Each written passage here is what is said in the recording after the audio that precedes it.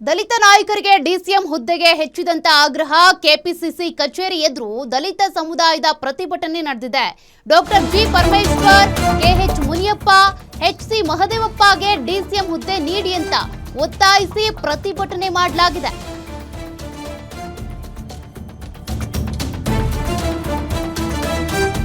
ದಲಿತ ನಾಯಕ ಕೆ ವೆಂಕಟಸ್ವಾಮಿ ನೇತೃತ್ವದಲ್ಲಿ ನಡೆದಿರುವಂತಹ ಪ್ರತಿಭಟನೆ.